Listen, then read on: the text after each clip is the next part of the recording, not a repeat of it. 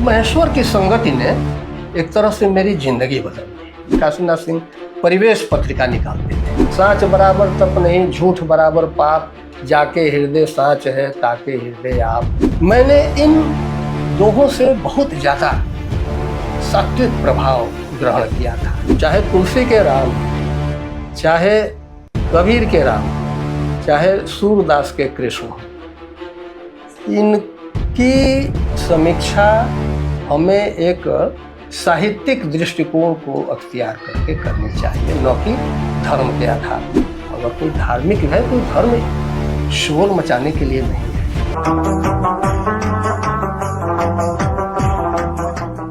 अच्छा, बनारस जो है एक रहस्यलोक की तरह लगता है, और आपने उच्च शिक्षा बनारस से अपनी शुरू की। उस समय का बनारस और इतना लंबा अरसा आपने बनारस में गुजारा, तो बनारस को किस तरीके से आपने एक्सप्लोर किया, कैसे इसको जाना, और वो कौन सी चीज़ें थीं जो आपको लगता था कि बनारस में बहुतायत हैं, और अगर ये न होती तो शायद बनारस कुछ और होता। कैसे देखा आपने बनारस को? ये एक बड़ा महत्वपूर्ण पक्ष इसलिए भी है क्योंकि बनारस में आप आए और बनारस के अस्थायी निवासी हैं, और बनारस से आपका पूरी पहचान भी बनारस के साथ जुड़ी हुई है। तो बनारस के बारे में हम जानना चाहेंगे। मुझे जो लगता है बनारस में जैसे 2-3 जो पावर सेंटर यहाँ बने, संकट मोचन, काशी विश्वनाथ और इस तरह के, और कबीर मठ, ये बौद्धिक तौर पर इन तीनों का प्रभाव किसी न किसी रूप में यहाँ के सांस्कृतिक जगत पर रहा है। और कबीर तो यहाँ पैदा हुए, कबीर ने सारा काम यहाँ किया, कबीर ने पूरी आवाज़ जो है यहाँ उठाई, लेकिन कबीर लगातार छींचते गए और बनारस में पोंगापन हावी होता गया। जब आप युवा के तौर पर यहाँ आए थे तो आप में एक जाहिर सी बात है उत्साह रहा होगा कि ये शहर बलिया के मुकाबले ज़्यादा बड़ा है और आधुनिक भी, लेकिन जैसे जैसे आपका विजन स्पष्ट होता गया होगा, वैसे वैसे बनारस को देखने का आपका नज़रिया बदलता रहा होगा। तो ये पूरा एक दौर है। उस दौर में कुछ आपने छात्र जीवन की स्मृतियाँ साझा की। एक अब बनारस जो BHU के भीतर था, बनारस जो BHU के बाहर था, और जो अब है उसको लेकर। बनारस के बारे में जो आप पूछ रहे हैं, तो बनारस में मेरे लिए तो बहुत कुछ काशी हिंदू विश्वविद्यालय रहा है, और काशी हिंदू विश्वविद्यालय से ही जितना कुछ प्राप्त करना हुआ मैंने प्राप्त किया है। और मेरी क्षमता या योग्यता बहुत ही सीमित रही है, और उस सीमित क्षमता और योग्यता से काशी हिंदू विश्वविद्यालय से जो कुछ मिला है, मैं कोशिश करता रहा कि इसको भी अगर सुरक्षित मैं रख पाऊँ तो बड़ी बात होगी। और सच पूछिए तो पुस्तकें पढ़ने के प्रति मेरे मन में उतना कोई गंभीर विचार कभी आया नहीं, क्योंकि 1 घंटा कोई किताब मैं पढ़ लेता हूँ तो फिर दूसरे घंटे में पढ़ने की मेरी हिम्मत नहीं करती है। तो सभी कुछ के बावजूद, अच्छी संगतियों के बावजूद, मैंने पढ़ा बहुत कम, बहुत ही कम पढ़ा है मैंने। संगत बने बहुत की है, और अच्छी संगत की है।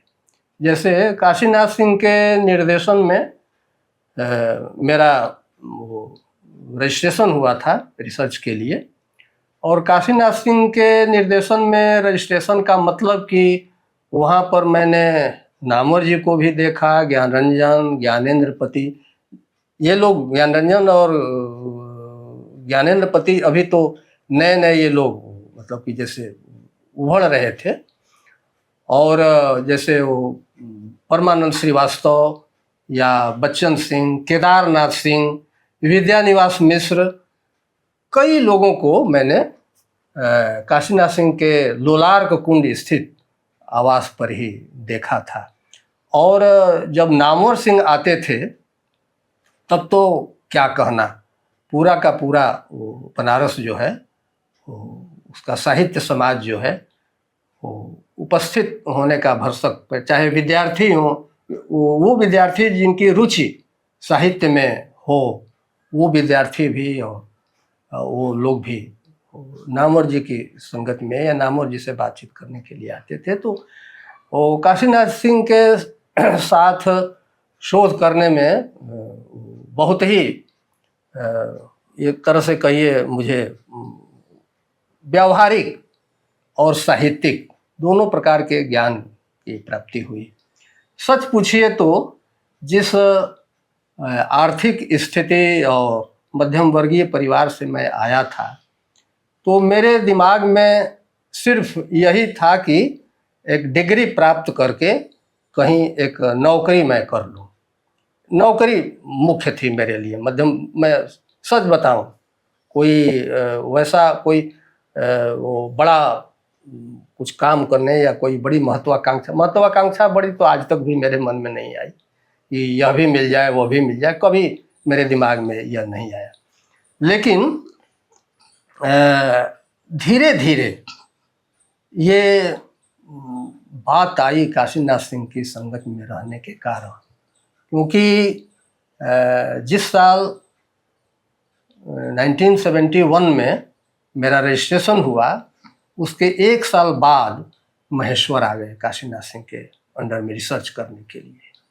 और महेश्वर पहले शिव प्रसाद सिंह के अंडर में रिसर्च करना चाहते थे। वहाँ से शिव प्रसाद जी ने कुछ किताबें भी उनको दी थी पढ़ने के लिए, बातचीत हो चुकी थी। हॉस्टल में एक बार महेश्वर ने मुझसे पूछ दिया कि आप किसके अंडर में, मैंने कहा कि काशीनाथ। तो काशीनाथ सिंह के बारे में ज़रा बताइए, आपका क्या अनुभव है। मैंने अपने अनुभव बताया कि बहुत ही दोस्ताना रिश्ता काशीनाथ जी के साथ रहता है और बहुत अच्छा लगता है। ज़रा भी मेरे मन में ये दूरी नहीं महसूस होती कि एक ऐसे लेखक के साथ मैं रिसर्च कर रहा हूँ। बहुत ही स्वतंत्रता या निर्भय होकर हम काशीनाथ सिंह के साथ रहते हैं। महेश्वर को यह बात जच गई और उन्होंने शिव प्रसाद सिंह वाला जो रिसर्च वाला था मन में, उसको छोड़कर और काशीनाथ सिंह से उन्होंने बात की। और काशीनाथ सिंह, महेश्वर अपने बैच के टॉपर थे और प्रीवियस में आए थे, तभी उनकी प्रतिभा जो है वो पूरे हिंदी विभाग में वो फैल चुकी थी। मतलब लोग जान चुके थे महेश्वर को, क्योंकि महेश्वर ये नक्सलवादी आंदोलन से आए थे और एक बातचीत पत्रिका निकालते थे उसी समय वो। और महेश्वर जैसी प्रतिभा को काशी हिंदू विश्वविद्यालय में होना चाहिए था, लेकिन ये दुर्भाग्य है। तो महेश्वर की संगति ने एक तरह से मेरी जिंदगी बदल दी कि सिर्फ घर परिवार और नौकरी ही जिंदगी नहीं है, इसके अलावा भी बहुत सी चीज़ें हैं जिनके बारे में हम लोगों को सोचना चाहिए। और महेश्वर ने न्यू ब्लड्स फोरम बनाया पहली बार। और न्यू ब्लड्स फोरम नाम से ही स्पष्ट है कि वो निश्चित रूप से वो जो नक्सल आंदोलन था उसके प्रभाव में ये बनाया गया था। और न्यू ब्लड्स फोरम के नारे महेश्वर ने दीवालों पर लिख दिए, काशी हिंदू विश्वविद्यालय की दीवालों पर या शहर की दीवालों पर। उसकी मीटिंग बुलाते थे। साल भर बाद ये न्यू ब्लड्स फोरम का नाम बदलकर वो जनवादी लेखक मंच कुछ इस तरह का बनाया गया। और उसी समय वो यहाँ साइंस के भी कुछ विद्यार्थी थे, जैसे रणजीत थे, एमएससी कर रहे थे, फिर अंगद सिंह थे, एक श्रीनिवास थे, और ये सुरेश प्रताप थे जो बाद में पत्रकार बने। तो ये ऐसा बड़ा एक समूह था। और उन्हीं दिनों गोरख पांडे भी फिलॉसफी में रिसर्च करने के लिए आए थे। और हम लोग एक ही लावी में रहते थे, बिरला हॉस्टल के 6 ब्लॉक ऊपर, जो ब्रोचा के सामने पड़ती है। और गोरख जी का कमरा नंबर 200 99 था और मेरा कमरा नंबर 297 था और महेश्वर का कमरा नंबर 291 था। उस समय महेश्वर के प्रयास से ऐसा माहौल बना कि एक दिन उन्होंने निर्णय लिया कि हम लोग क्यों न कम्यून में अपना खाना बनाएं, क्योंकि मेस वगैरह की स्थिति ठीक ठाक नहीं थी। तो तय हुआ कि चावल और सब्जी महेश्वर बनाएंगे हीटर पर, रोटी मेरे जिम्मे थी और दाल गोरख पांडे के जिम्मे दे दी गई कि गोरख पांडे दार्शनिक आदमी हैं, दाल तो एक बार रख दीजिए हीटर पर, वो घंटों पक रही है और वो अपनी कविता लिखेंगे या क्या सोचते रहेंगे। ऐसा करते करते दाल कभी जल जाया करती थी और जब जलने की गंध आती थी तब पता चलता था कि दाल तो जल गई है और गोरख जी चौंक कर गुरु नहीं बोलते थे, गुरु दाल तो जल गई।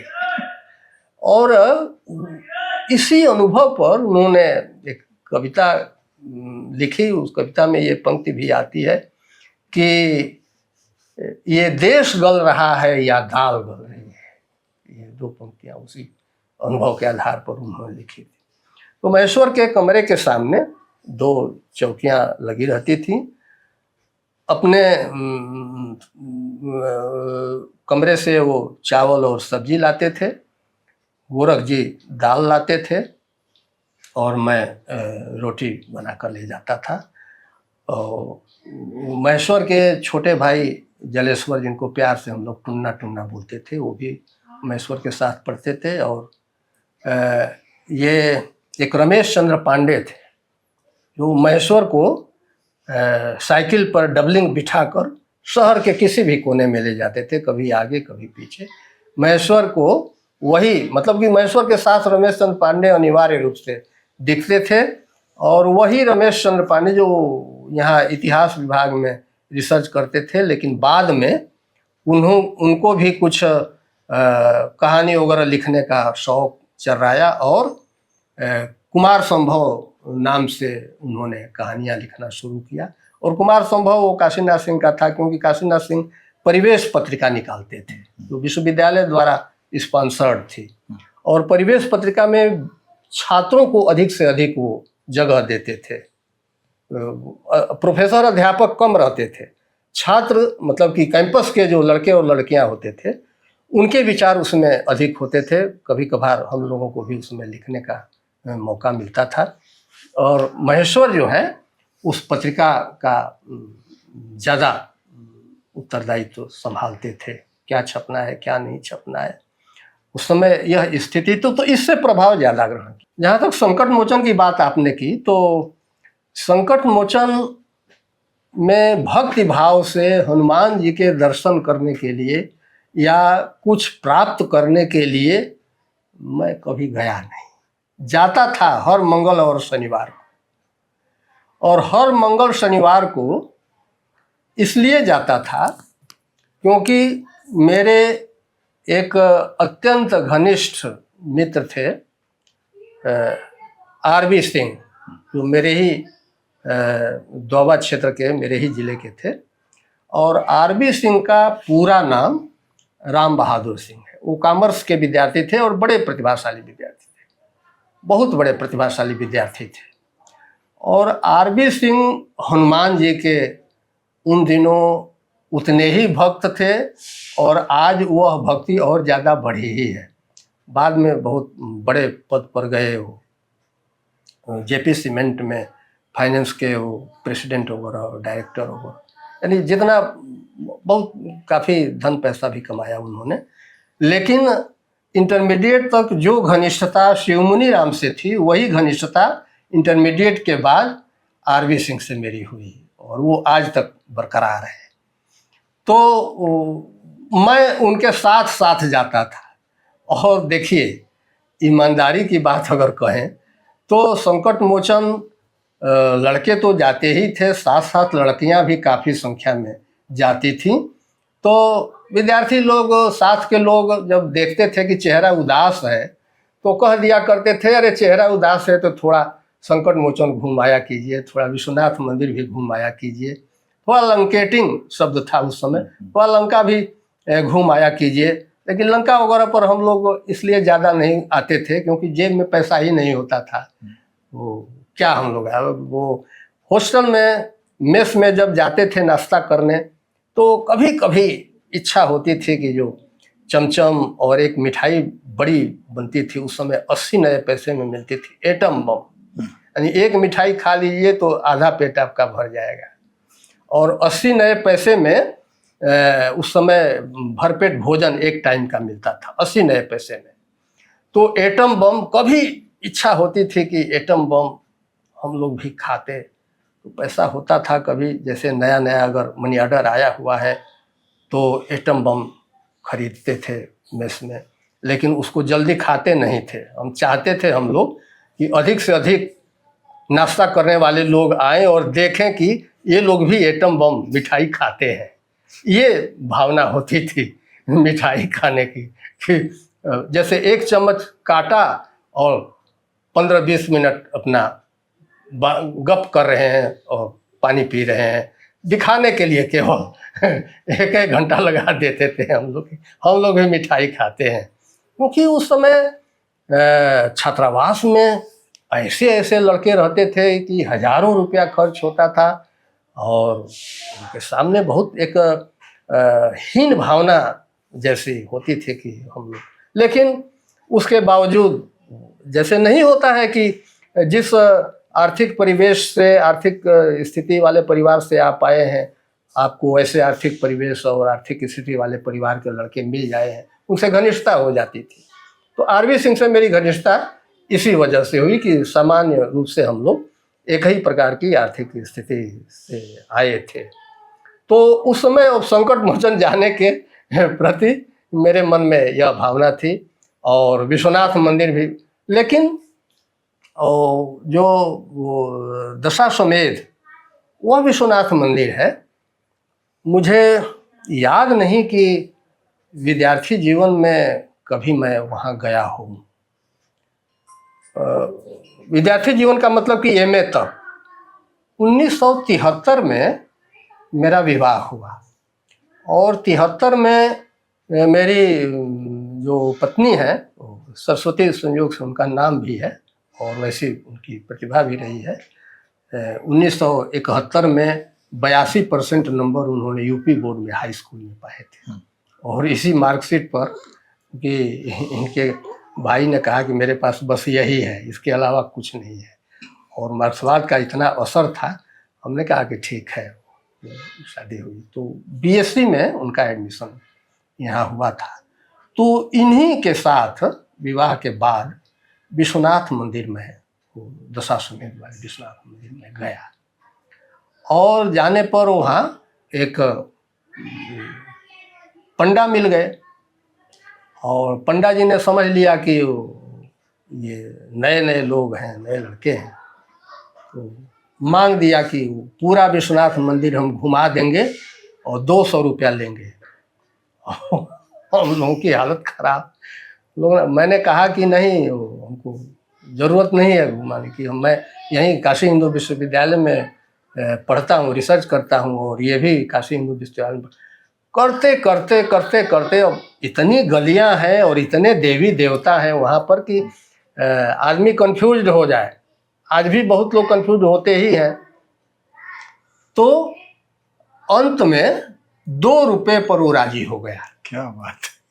और 2 रुपये में उसने जो अन्नपूर्णा जी और कौन कौन जी हैं सबके दर्शन उस पंडवे ने कराए। एक बात वहाँ मैंने महसूस की कि भक्तों की भीड़ एकदम नहीं थी।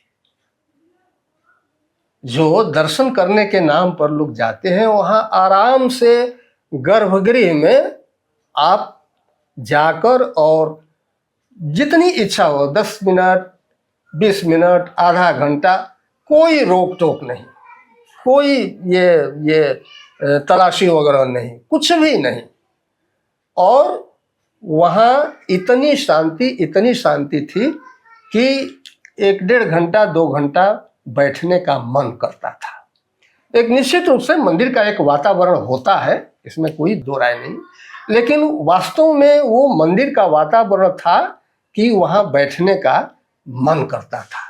किसी प्रकार का घंटा घड़ियाल या आवाज या वो हर हर महादेव वगैरह कोई भी आवाज नहीं होती थी। बगल में मस्जिद भी थी, हम लोग सामान्य भाव से मस्जिद भी देखते थे और वो मंदिर में बैठते भी थे, कहीं कोई दिक्कत नहीं थी। ये मंदिर की बात हुई। और कबीर चौरा तो देखा था, लेकिन कबीर चौरा वो जो शिव प्रसाद गुप्त अस्पताल है उस अस्पताल के रूप में देखा था पहले, कि गांव से जो आते थे लोग तो रेफर लोग करते थे तो कबीर चौरा अस्पताल में ही वो मरीज को हम लोग ले जाते थे। तो कबीर चौरा अस्पताल देखा था पहले, और उसके पीछे वो कबीर मठ है, उस समय तक ज्ञान नहीं था। बाद में वो कबीर मठ भी गया, लहरतारा भी जाकर देखा, और वहाँ भी जाकर यानी घंटों बैठने का, घंटों बैठा हूँ बल्कि ये कहिए। और जो कबीर के दोहे, कबीर की बानियाँ जो वहाँ पर लिखी हुई हैं, उनको पढ़ पढ़ कर मन में एक संतोष भी होता था और एक भाव विचार भी पैदा होता था। और भाव विचार ये पैदा होता था कि आदमी को अपने जीवन में किस प्रकार से रहना चाहिए, लोगों के साथ किस प्रकार का व्यवहार करना चाहिए। कबीर के, रहीम के दोहे तो हम लोगों ने प्राइमरी स्कूल में ही पढ़ लिए थे। साँच बराबर तप नहीं, झूठ बराबर पाप, जाके हृदय साँच है ताके हृदय आप। वो ये पढ़ा था हम लोगों ने। और फिर रहीम के भी दोगे, जो रहीम उत्तम प्रकृति का करी सकत कुसंग, चंदन विष व्यापे नहीं लपटे रहत भुजंग। इस प्रकार के कबीर और रहीम के दोहों ने हम लोगों के जीवन को, व्यक्तिगत रूप से मैं अपने लिए कह रहा हूं कि मैंने इन दोहों से बहुत ज़्यादा सात्विक प्रभाव ग्रहण किया था। एक जिसे मनुष्यता का भाव कहते हैं, मनुष्यता का भाव जो है इन कबीर और रहीम के दोहों से मिला था। और साहित्य के प्रति, कविता के प्रति जो रुचि है, जैसे प्राइमरी स्कूल में ही हम लोगों को ये राम वन गमन वाला प्रसंग पाठ्यक्रम में था। तो राम वन गमन वाला प्रसंग जो था उसमें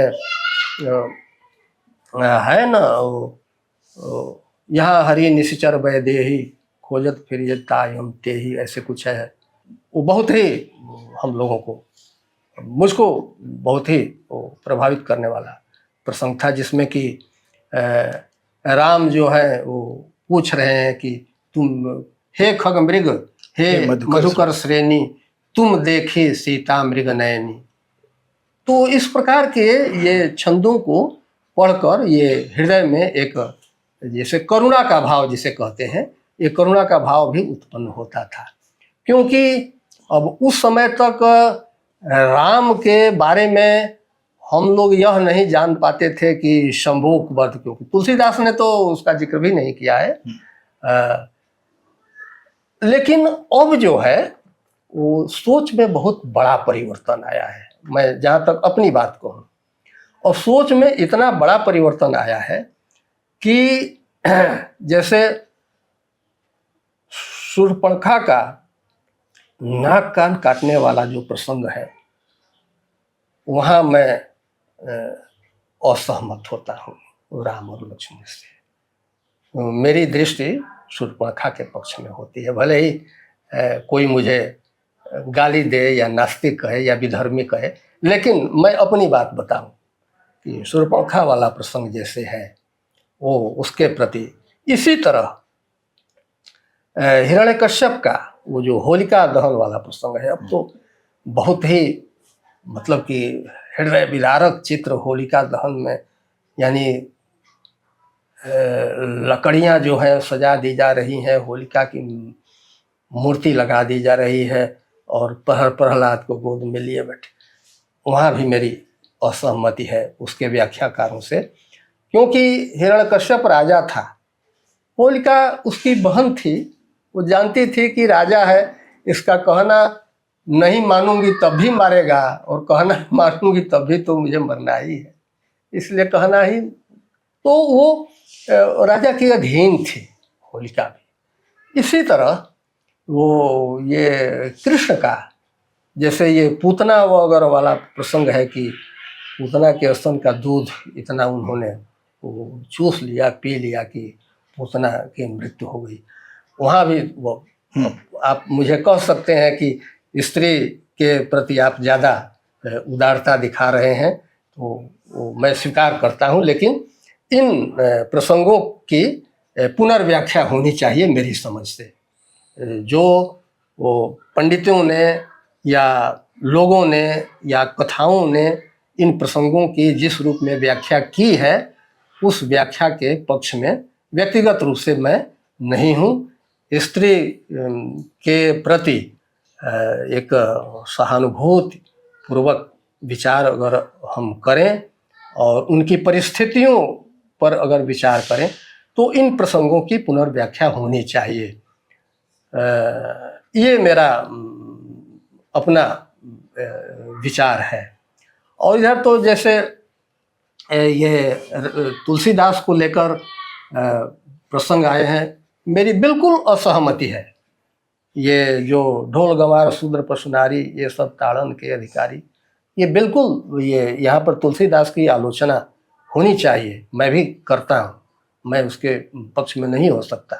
और जहाँ पर जाति वगैरह को लेकर तुलसीदास के मन में ये बातें आई हैं या उनकी लेखनी में आई हैं, वहाँ उनसे असहमति है, पूर्ण रूप से असहमति है। लेकिन इन असहमतियों के आधार पर 100% तुलसीदास को हम खारिज नहीं कर सकते हैं, क्योंकि और भी बहुत सी बातें हैं और आलोचकों ने लिखा भी है। जैसे कवितावली के उत्तरकांड के बारे में आप जानते ही हैं, और भी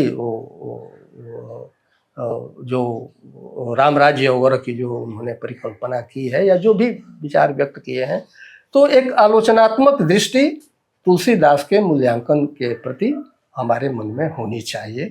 इस रूप में उनका मूल्यांकन होना चाहिए। और कबीर की भी आलोचना, जैसे कबीर के स्त्री विषयक जो वो दृष्टिकोण हैं, उनके जो दोहे हैं, उनके पक्ष में भी हम नहीं खड़े हो सकते हैं। तो अगर आप कबीर के स्त्री विषयक दोहों के विरोध में या कुछ असहमति बताते हैं तो मान लिया जाता है कि ये सवर्ण है और ये दक्षिणपंथी हैं। लेकिन और हाँ, एक बात और मैं कहना चाहता हूँ कि चाहे तुलसी के राम हो, चाहे कबीर के राम हो, चाहे सूरदास के कृष्ण हो, इनकी समीक्षा हमें एक साहित्यिक दृष्टिकोण को अख्तियार करके करनी चाहिए, न कि धर्म के आधार। क्योंकि धर्म ने राम और कृष्ण को आज की तारीख में बहुत ही ज़्यादा मेरी समझ से वो एक तरह से मतलब कि वो स्वीकार्य नहीं है आज की तारीख में। जिस तरह से राम और कृष्ण का ये धर्म जो है, अगर कोई धार्मिक है तो धर्म शोर मचाने के लिए नहीं है, हल्ला करने के लिए नहीं है। लेकिन इस समय ऐसा शोर मचाया जा रहा है जैसे हम श्रेष्ठ हैं, बाकी सब श्रेष्ठ नहीं है, सिर्फ हम ही श्रेष्ठ हैं। यह भाव आज धर्म के विषय में लोगों के मन में घर कर गया है। और धर्म जहाँ 71-72 में या बचपन में एक शांतिप्रद था, वह धर्म आज शोरप्रद हो गया है, भाव नहीं जगता। और कई राम भक्तों से, शिव भक्तों से, कृष्ण भक्तों से हमने अब यह कहते हुए सुना है, जो हमारे मित्र हैं, कि अब कोई भी मंदिर हो, अब वहाँ जाने का मन नहीं करता है, क्योंकि वहाँ शांति नहीं है, शोर है। ये क्या तमाशा है कि आप दर्शन करने के लिए जाते हैं और पुलिस जो है वो गर्दन पकड़कर तुरंत, क्या क्या ये दर्शन है? अरे आप जाते हैं किसी मंदिर में तो वहाँ शांति के लिए, क्योंकि जिस शोरमय वातावरण से, चाहे जिन विपत्तियों और कठिनाइयों से हम जाते हैं, वहाँ थोड़ी शांति के लिए जाते हैं, तो कि यहाँ थोड़ा हम अपने व्यावहारिक जीवन से थोड़ा सा अलग हटकर कुछ मिनट के लिए आत्मिक शांति प्राप्त करें। लेकिन वहाँ और ज़्यादा हलचल, और ज़्यादा शोर, और धर्म सच पूछिए तो एक बहुत बड़े पाखंड के रूप में अब हमारे सामने आ चुका है। इस पाखंड पर कैसे हम मनुष्यता को केंद्र में रहकर विजय प्राप्त करें, हमारे सामने आज की तारीख में यह बहुत बड़ी समस्या है कि अगर आप मेरा बड़बोलापन न माने तो इस समय क्या, पिछले 10-11 महीनों से फिलिस्तीन की घटनाओं को लेकर सबसे ज़्यादा व्यथित में रहता हूँ। सबसे ज़्यादा फिलिस्तीन की घटनाएं जो टीवी में दिखती हैं, वो भी तो कभी कभार ही दिखाते हैं। हम इस समय ऐसे, यानी ये कहिए कि ये ऐसे कालखंड में हम जी रहे हैं कि विश्व स्तर पर मनुष्यता का गला घोंटने वाली शक्तियां हावी हो गई है, प्रभावी है। ये यानी 11 महीने से ये फिलिस्तीन का युद्ध चल रहा है और 41,000 से ज़्यादा लोग मारे जा चुके हैं, फिलिस्तीन मारे जा चुके हैं, और उनमें 52% महिलाएं और बच्चे हैं। मैं यह नहीं कहता कि जो इजराइल में लोग मारे जा रहे हैं उनके प्रति भी हमारी सहानुभूति है, और सहानुभूति उनके प्रति भी है जैसे यूक्रेन में लोग मारे जा रहे हैं, रूस में लोग मारे जा रहे हैं, उनके प्रति भी, यानी जो एक तरह से कहिए कि नरसंहार जो हो रहा है, इस नरसंहार से कैसे मुक्ति मिले, आज कोई भी विश्व स्तर का ऐसा राजनेता हमें नहीं दिखाई दे रहा है। जो पहले युद्ध हुआ करते थे, हफ्ता 10 दिन चलते थे, 1 महीना चलते थे, ख़त्म हो जाया करते थे, लेकिन अब जब इजराइल और फिलिस्तीन का 11-11 महीना चल रहा है, पता नहीं और कितने महीने चलेगा, रूस यूक्रेन का पता नहीं कितने महीने चलेगा। और आप अपने देश की स्थिति देखिए, अपने देश में भी, यानी मणिपुर की घटना का जिसने भी वो देखा होगा वो वीडियो, यानी वो महिलाएं जो नंगी हो, जो महिलाएं नंगी और हजारों की भीड़ जो है वो मजा लेते हुए और प्रदर्शन करते हुए जा रही है। ये कहाँ हम जा रहे हैं? वो जयशंकर प्रसाद की ये बात चंद्रगुप्त नाटक में उन्होंने लिखी है। ये बात की उन्होंने लिखा है कि मानव कब दानव से भी दुर्दांत, पशु से भी बर्बर, पत्थर से भी कठोर, करुणा के लिए निरवकाश हृदय वाला हो जाएगा, जाना नहीं जा सकता। वह जयशंकर प्रसाद की पंक्ति जो है आज अक्षरशः हमारे देखने में आ रही है। मानव कब दानव से भी दुर्दांत, पशु से भी बर्बर, पत्थर से भी कठोर, करुणा के लिए निरवकाश हृदय वाला हो जाएगा, जाना नहीं जा सकता। हम एक कहिए कि ये बर्बर युग में आ गए हैं। बर्बरता चारों ओर दिखाई दे रही है। सिर्फ मणिपुर ही नहीं, इसके पहले भी घटना घटी है। वो कठुआ में जिस मंदिर के पुजारी ने आसिफा हम्म, आसिफा जो चरवाही। घोड़ा चराने गई थी और उस आसिफा के साथ मंदिर के पुजारी ने बलात्कार किया, उसकी हत्या हुई। और उस हत्या और बलात्कार का समर्थन करने वाली भीड़ भी वीडियो में हमें दिखाई पड़ी। और दीपिका राजावत एकमात्र ऐसी वकील स्त्री थी जिसने आसिफा का मुकदमा लड़ा और दोषियों को सजा दिलवाई। मैंने एक कविता लिखी है दीपिका राजावत शीर्षक से। सुनाइए।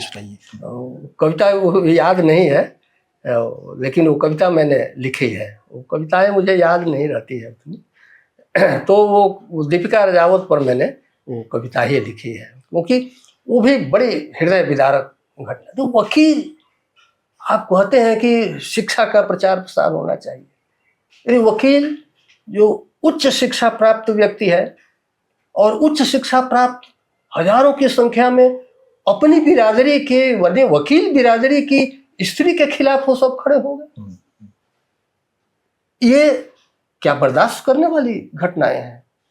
ये बर्दाश्त करने वाली घटनाएं नहीं है।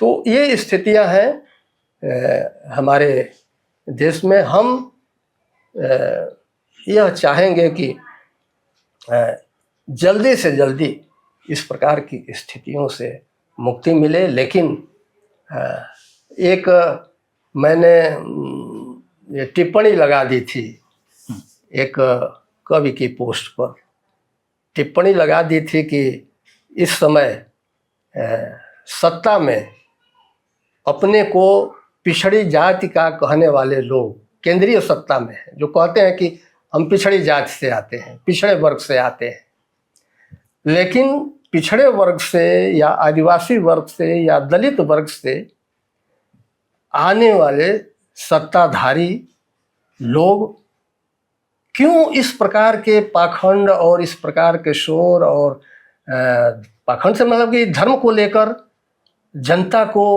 एक तरह से अंधेरे में ठेलते जा रहे हैं, अंधेरे में ठेलता जा रहे हैं, एक जुनून पैदा कर रहे हैं। हमारे सामने हमारी रोजी रोटी की बड़ी समस्याएं हैं और भी कई बड़ी, शिक्षा की समस्या है, स्वास्थ्य की समस्या है। इन समस्याओं पर ध्यान न देकर केवल धर्म धर्म क्या पाखंड, केवल पाखंड। तो इन स्थितियों से कैसे मुक्ति मिलेगी? तो मैंने यही टिप्पणी लगा दी थी कि वो पिछड़े वर्ग से आने वाले लोग केंद्रीय सत्ता में हैं और प्रांतों में भी वो पिछड़े वर्ग से आने वाले लोग नेतृत्व कर रहे हैं, सत्ता का नेतृत्व कर रहे हैं। उनमें दलित भी हैं, आदिवासी भी हैं। और क्यों नहीं इस मुद्दे पर एकमत होते हैं लोग कि भाई हमें जनता की जो मूल समस्या है, और मूल समस्या जिसका कि समाधान कांग्रेस पार्टी ने भी नहीं निकाला और भी लोगों ने नहीं निकाला, ये भूमि वितरण की समस्या। तो भूमि वितरण की समस्या का अगर हल हो गया होता तो आज यह स्थिति नहीं होती। तो मेरी समझ से आज भी देश में सबसे जो जरूरी है वो भूमि का वितरण। जिनके पास ज़मीन नहीं है और जो दूसरों की ज़मीन जोत कर और लगान चुकाते हैं और अपने अभी भी बदहाली में जीवन व्यतीत करते हैं, वो कहते हैं कि प्रेमचंद अप्रासंगिक हो गए हैं। रामविलास शर्मा ने तो लिखा है कि ऋण की समस्या है, और आज ऋण की समस्या से अधिकतर लोग ग्रस्त हैं। अब तो ऋण का ही मामला है, ऋण का ही मामला है। जबकि एक तो कल ही अखबार में शायद छपा था कि आज छपा है कि कोर्ट ने कह दिया है कि ऋण वसूली करने वाले जो लोग हैं उनसे बड़ा गुंडा कोई नहीं है। जिस नियत से और जिस प्रताड़ना से और जिस भाव से वो कर्ज वसूली के लिए बैंक के लोग जाते हैं या और लोग जाते हैं, एकदम मतलब कि यानी एक तरह से मैं तो अब पूछता हूँ, अगर कोई बहस करता है तो मैं पूछ लेता हूँ कि पहले यह बताइए, मैं यह देखना चाहता हूँ कि आपके अंदर की मनुष्यता कितना प्रतिशत बची हुई है। अगर 60% मनुष्यता आपके हृदय के अंदर नहीं है तो मैं आपसे बात नहीं कर सकता। तो पहले ये है कि ये मनुष्यता को मार रहे हैं, मनुष्यता मरती। तर्क आप कीजिए तो सुनने वाले लोग तर्क को मजाक समझ रहे हैं।